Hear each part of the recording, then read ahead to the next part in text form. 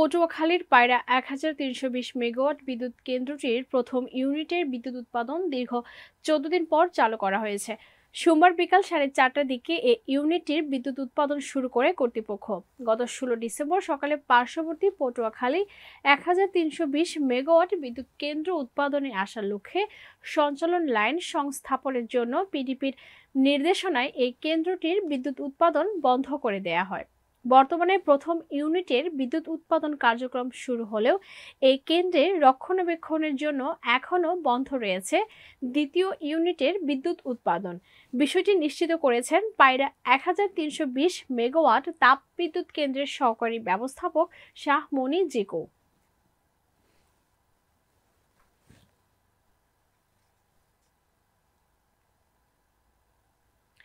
চাঁদপুরের মতলব উত্তরে উপজেলা নির্বাহী অফিসার একই মিত্র চাকমাকে ইউনিয়ন পরিষদের চেয়ারম্যান ও প্রশাসনিক কর্মকর্তারা ফুলের শুভেচ্ছা জানিয়েছেন।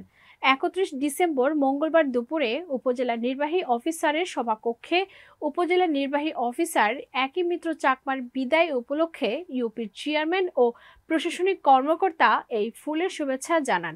এ সময় উপস্থিত ছিলেন সাদুল্লাপুর ইউপির চেয়ারম্যান মোহাম্মদ জোবায়ের আজিম পাঠান স্বপন, প্রশাসনিক কর্মকর্তা মোহাম্মদ মানিক মিয়া, কলাকান্দা ইউপির ভারপ্রাপ্ত চেয়ারম্যান মেহেদী হাসান, প্রশাসনিক কর্মকর্তা শ্যামস চন্দ্র দাস, একলাসপুর ইউপির চেয়ারম্যান মফিজুল ইসলাম মুন্না ঢালি, প্রশাসনিক কর্মকর্তা জুবায়ের হোসেন, সুলতানাবাদ ইউপির চেয়ারম্যান আবু বকর সিদ্দিক, দুর্গাপুর ইউপির প্রশাসনিক কর্মকর্তা করিম আহমেদ দীপু, জহিরাবাদ ইউপির প্রশাসনিক কর্মকর্তা মোশাররফ হোসেন, বাগানবাড়ি ইউপির চেয়ারম্যান আব্দুল্লাহ আল মামুন, প্রশাসনিক কর্মকর্তা মহিউদ্দিন আহমেদ সোহেল, গজরা ইউপির চেয়ারম্যান শহীদুল্লাহ প্রধান, ফতেপুর পূর্ব ইউপির চেয়ারম্যান আজমল হোসেন, ইসলামাবাদ ইউপির চেয়ারম্যান শওকত হোসেন মুকুল, ফরাজিকান্দি ইউপি প্রশাসনিক কর্মকর্তা মোহাম্মদ জসিম উদ্দিন সহ অনেকে।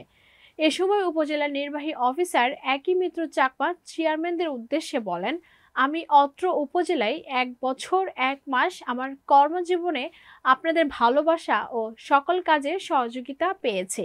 আমি আপনাদের প্রতি কৃতজ্ঞতা প্রকাশ করছি। আপনারা সবাই ভালো থাকবেন।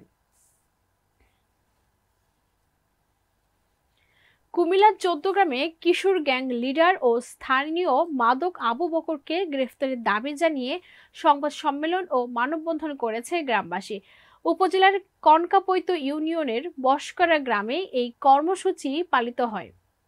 এতে গ্রামবাসীর পক্ষে লিখিত বক্তব্য পাঠ করেন কিশোর গ্যাং লিডার আবু বকরের হাতে আহত আনোয়ার হোসেন বাবু।